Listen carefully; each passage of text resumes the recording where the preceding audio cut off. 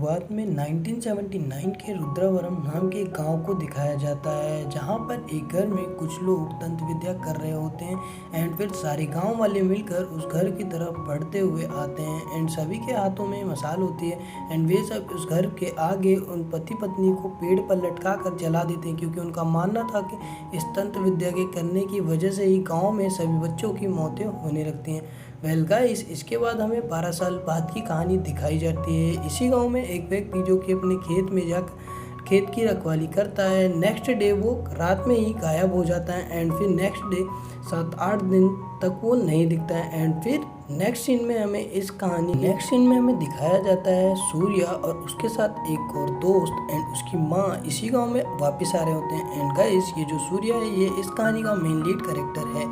Well guys, Surya इस गांव में आने की वजह ये थी कि उसकी प्रॉपर्टी पर वहाँ का सरपंच स्कूल बनाना चाहता था, जो कि उसकी माँ से परमिशन लेना चाहता था। तभी सूर्या का दोस्त कहता है कि वो इस पेपर्स को शहर में भी भेज सकता था, जिस पे वो लोग साइन करके उसे गांव में भेज देते।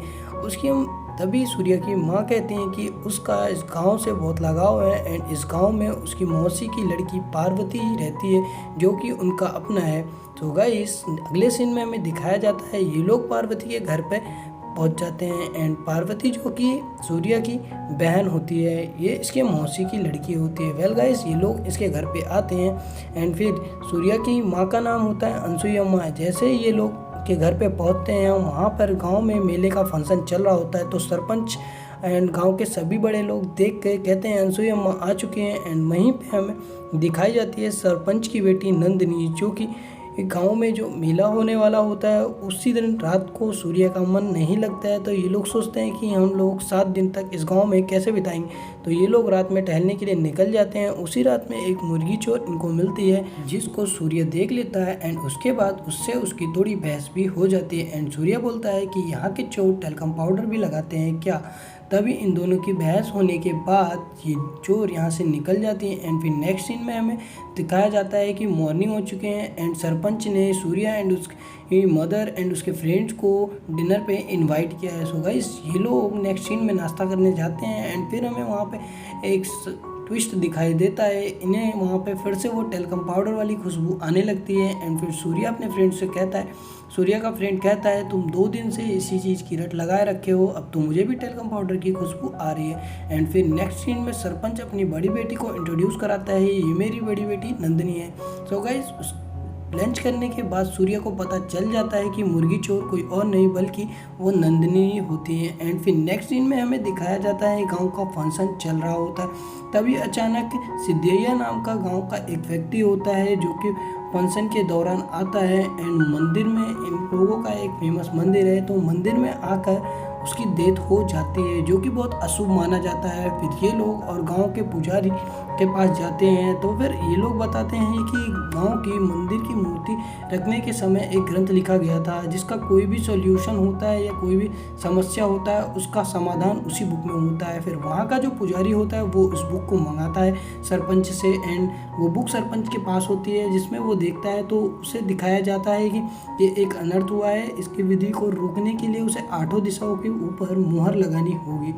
जिसके बाद ये लोग 8 दिशाओं के मोहर लगाने की बात करते हैं एंड अशुद्ध दिशाओं के ऊपर बंद कर देंगे। तो वहाँ का जो पुजारी होता है वो सभी गांव वालों को इकट्ठा करता है और बताता है कि घोर अनर्थ हुआ है, अब इन लोगों को 8 दिशाओं की और दिशा बंद करनी पड़ेगी एंड 8 दिन के लिए कोई भी गांव से बाहर जा नहीं पाएगा और ना ही आ पाएगा।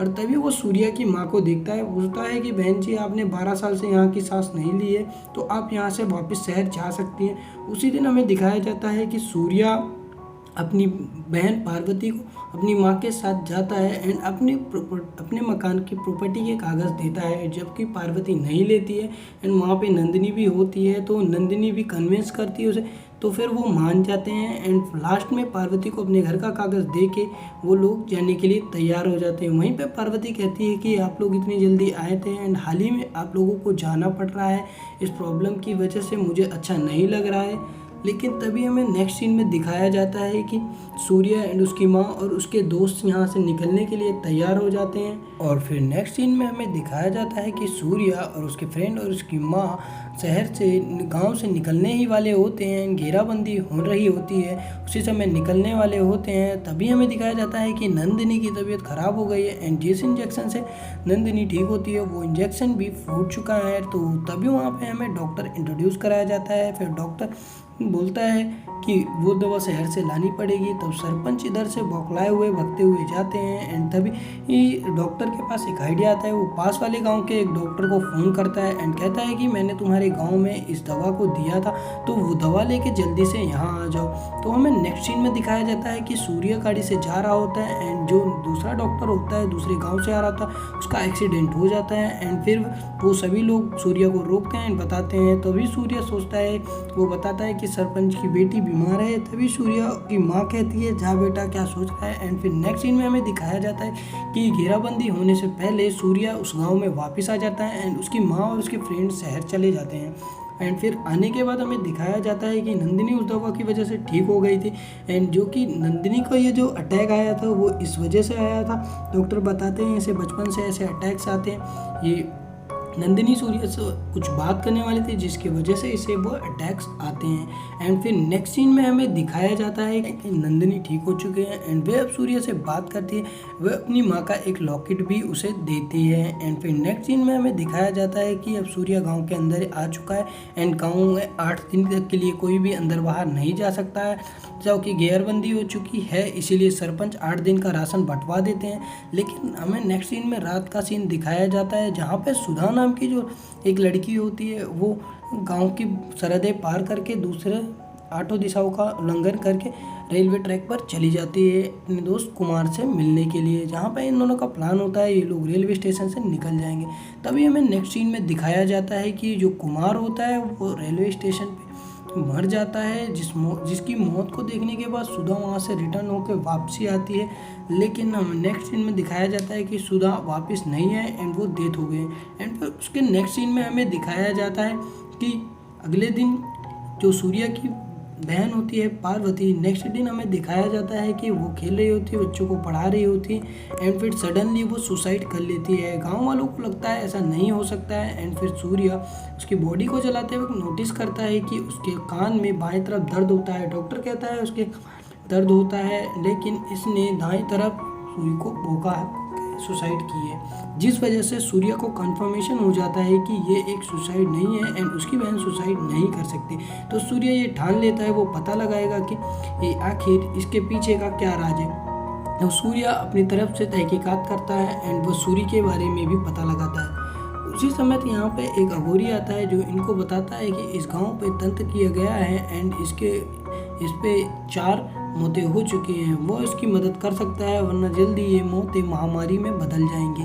तभी वहाँ का जो पुजारी होता है उस गांव का वो बोलता है बाबा आप लकीर को मत लांघना वरना नियम का उल्लंघन हो जाएगा।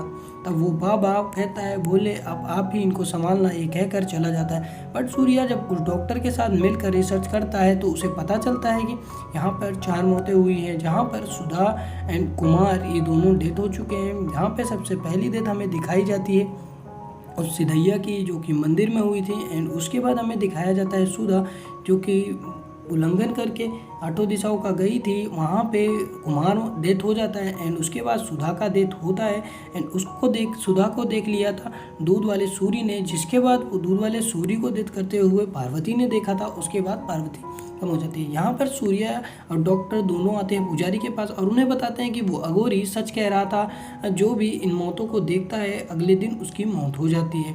फिर नेक्स्ट सीन में वो पुजारी को दिखाता है एंड पुजारी को बताता है, जब पुजारी भी विश्वास करता है। फिर वो सोचता है पता नहीं अभी ये किसकी बारी आएगी। फिर ये लोग सोचते हैं कि लास्ट टाइम किसने देखा होगा। तभी सूर्य को एक बात याद आती है, जब वो नंदिनी से बात करने गया था तो नंदिनी उसके घर पर जाने वाले थे। अब सूर्य को यहाँ पे फाइनली पता चल जाता है कि नंदिनी ने ही पार्वती को डेथ होने से पहले देखा है। तब नेक्स्ट सीन में हमें दिखाया जाता है सूर्य नंदिनी के घर पर दौड़ता हुआ जाता है, लेकिन तभी हमें एक दूसरा गाँव वाला दिखाई देता है जो कि कॉफ़ी चुनने के लिए पेड़ पर चढ़ा हुआ था। वो नंदिनी को देखता है पुराने घर के कुएं की तरफ जाते हुए। वो कहता है, हे नंदिनी, इधर कहाँ जा रही है? लेकिन उसके बाद भी नंदिनी कोई रिप्लाई नहीं करती है।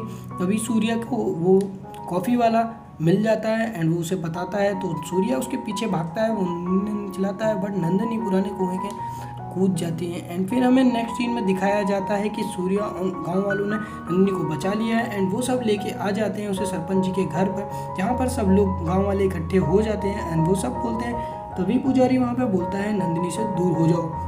एंड फिर नेक्स्ट सीन में हमें दिखाया जाता है कि जो गाँव के जो पुजारी है वो बोलता है कि इसका हल उस किताब में ही होगा। एंड फिर वो कहता है फाइनली कि ये उसका श्राप है, 12 साल पहले जो हुआ था वो श्राप है। फिर सूर्य डॉक्टर से कहता है कि क्या हुआ था 12 साल पहले, मुझे बताओ, जब तक बताओगे नहीं तब तक कुछ नहीं हो सकता। तब डॉक्टर इन्हें एक कहानी बताता है 12 साल पहले की कि यहाँ पे तंतु हुआ था एंड उन लोगों को मार दिया गया था। फिर उसको मार दिया गया था एंड उसका एक बेटा था जिसे आश्रम में छोड़ दिया गया था।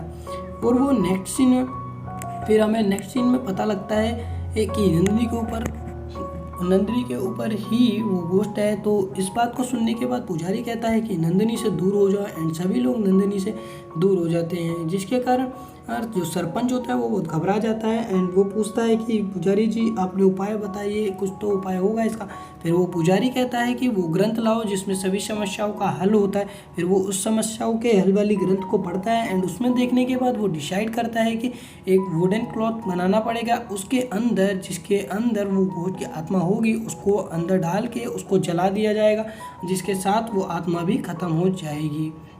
एंड फिर नेक्स्ट सीन में हमें दिखाया जाता है, ऐसा ही कहते हुए दिखाया जाता है।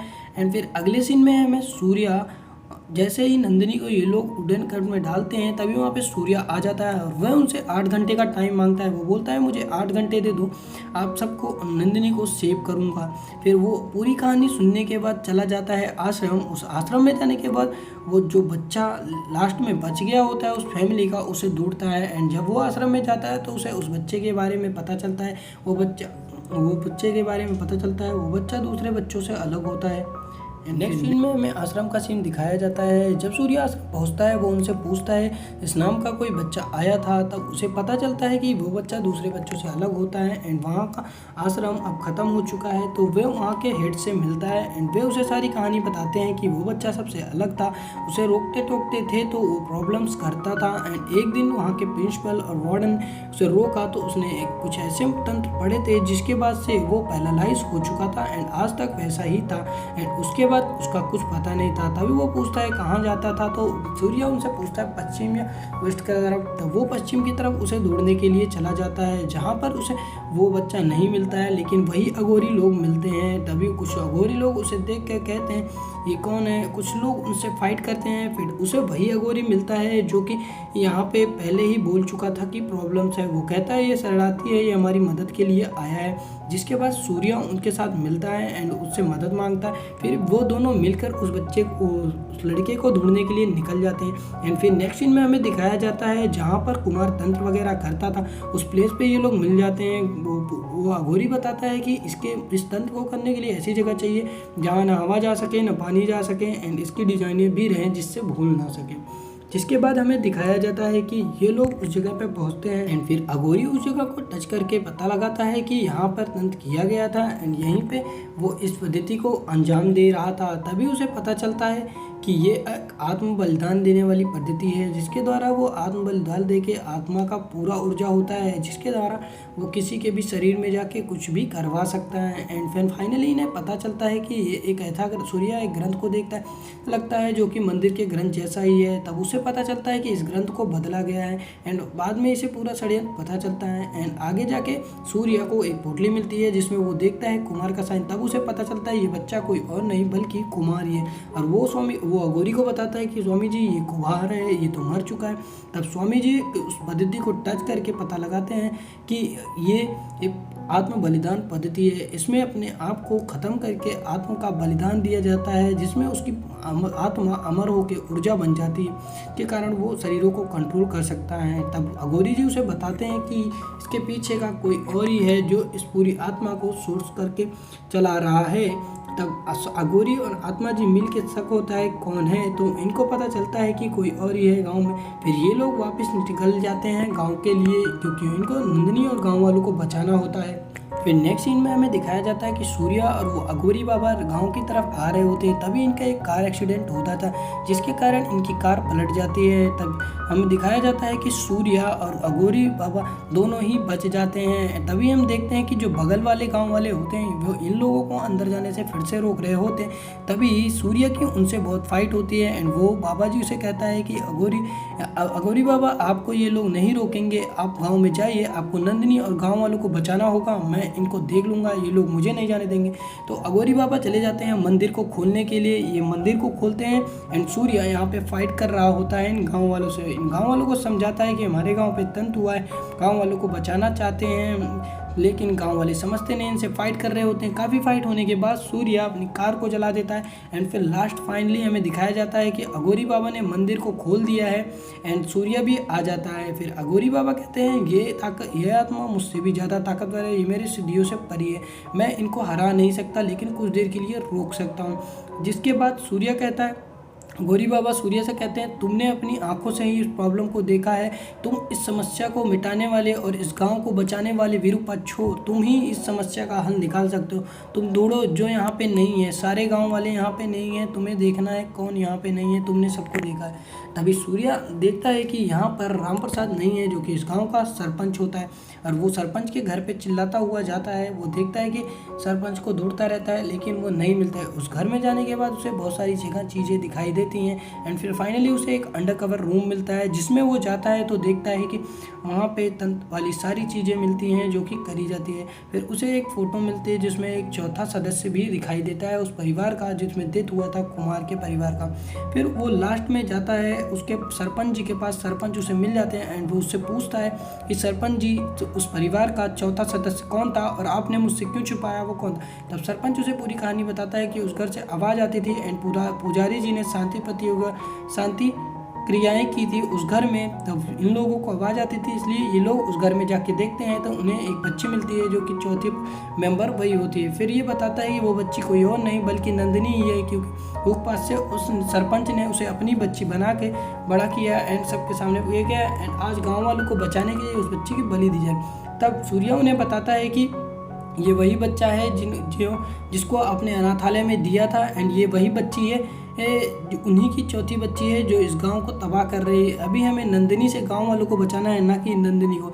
एंड फिर नेक्स्ट सीन में हमें दिखाया जाता है सूर्य वापस आ चुका है एंड ये देखता है जाता है कि सूर्य वापस आ चुका है गांव वालों के पास। अब ये नंदिनी से कहता है, नंदिनी तुम ये सही नहीं कर रहे हो, ये गलत है, तुम्हें ये नहीं समझ में आ रहा है, तुम्हारे माता पिता ने गलत किया था इसलिए गांव वालों ने जलाया। एंड फिर नेक्स्ट सीन में हमें दिखाया जाता है नंदिनी बोलती है तुम्हें पता ही क्या है मेरे माता और पिता के बारे में जो तुम हमें बता रहे हो। फिर नंदिनी की आवाज़ चेंज होती है थोड़ी लेडीज टाइप में एंड वो बोलती है कि तुम्हें पता नहीं है, जब मैं छोटी थी मेरे माता पिता सब बहुत खुशी फैमिली होती थी एंड मेरी माँ पैरालाइज हो गई थी, मेरे पापा ने उनकी बहुत इलाज कराए, हर जगह के हर तरीके के ट्रीटमेंट चेक किए, लेकिन फिर उन्हें पता चला कि अधर्वेद में इसका कोई इलाज है। फिर उन्होंने ऋग्वेद में इसकी स्थिति देखी एंड सिद्धियाँ उपलब्धि की, तो इससे बाद उनका मानना था कि शरीर मरने के बाद 6 घंटे तक जिंदा रहता है, जिसके थ्रू आई पद्धति उन्होंने सीखी एंड वो मेरी माँ की जान डालना चाहते थे। इस वजह से एक मुर्दा लाश को घर पे ले आए थे जिसकी वजह से वो उसे ट्रीटमेंट कर रहे थे, बट किसी ने देखा एंड इन गाँव वालों ने उनसे ना पूछा ना कुछ बताया एंड उन्हें बिना कुछ पूछे बिना कुछ समझे ही उनके घर को जला दिया एंड उसकी फैमिली को ख़त्म कर दिया एंड उसकी मम्मी और पापा को जला दिया एंड उसके बाद वो 7 दिन तक उसी घर में भूखी प्यासी रोती रही, गिड़गिड़ाती रही, पर उसे उस गांव का फिर लास्ट में सरपंच आता है और उससे निकालता है। फिर अगले दिन जब वो सुबह उठती है तो उसे उसकी मम्मी पापा की लाश मिलती है एंड वो लॉकेट मिलता है। जब ये कहानी नंदिनी बताती है तो सूर्य सुनने के बाद इमोशनल हो जाता है, पर वो उसे कहता है कि तुम्हें ये नहीं समझ में आया कि तुम्हारे मम्मी पापा तुम्हारे माता पिता का ये परिवर्तन बचाने के लिए था, मारने के लिए नहीं था। जब तुम इतना ही नहीं समझ सकती तो और क्या कर सकती हो। बट नंदिनी इस समय बहुत ही ज़्यादा गुस्से में होती है, क्योंकि कुमार की आत्मा उसके ऊपर होती है, लेकिन नंदिनी नहीं मानती है। अभी सूर्य कहता है कि तुम मुझसे प्यार करती हो या नहीं। नंदिनी कहती है नहीं, और मेरे अंदर की जलन से तुम्हारा प्यार भी जल जाएगा। इससे इस चीज़ को सुनने के बाद सूर्य घबरा जाता है। एंड फिर नेक्स्ट सीन में हमें दिखाया जाता है कि नंदिनी नहीं रुक रही होती है, एंड गौरी बाबा भी उधर साइड में गिर गए होते हैं। अब कोई भी इनके बस में नहीं कर पाता है। फिर नंदिनी एक कौवे को काबू करके कौवे को आग लगा देती है, एंड उस आग से एक पेड़ में आग लगा देती है, एंड सभी लोगों को उस आग में झोंकने लगती है। 2-3 लोग तक उस आग में चले भी जाते हैं। फिर नेक्स्ट सीन में हमें दिखाया जाता है सूर्य अपने आप को खंजर भोंक देता है। फिर नंदिनी उस खंजर के जो छींटे होते हैं वो नंदिनी के ऊपर पड़ जाते हैं। फिर नंदिनी वापस आती है एंड वो पूछती कि सूर्य तुमने ये क्या किया, ये क्यों किया, किस लिए किया। तभी नंदिनी आके उससे गले लग जाती है सूर्य से। एंड नेक्स्ट सीन में हमें दिखाया जाता है कि सूर्य के गले लगने के बाद फिर से मंत्र को कंटिन्यू बोलना स्टार्ट करती है। एंड नंदिनी कहती है अगर तुम्हें लगता है कि तुम सही कर सकते हो तो तुम्हें मेरे अंदर के आत्मा को ख़त्म करना होगा। तो हमें नेक्स्ट सीन में दिखाया जाता है कि नंदिनी फिर से मंत्र कंटिन्यू करने लगती है एंड लोग मरने लगते हैं। तभी हमें दिखाया जाता है कि सूर्य नंदिनी को पीछे से खंजर मार देता है, जिसके बाद कुमार की आत्मा उसके शरीर से निकल जाती है। एंड ये पेड़ जलने हुए चलते हुए कौवे सब खत्म हो जाता है एंड सभी लोग फिर से नॉर्मल हो जाते हैं। लेकिन नंदिनी की मृत्यु हो जाती है एंड नंदिनी सूर्य से कहती है तुम्हें जिंदा रहना होगा। एंड मूवी के लास्ट सीन में हमें दिखाया जाता है कि ये सब पूरा एक षड्यंत्र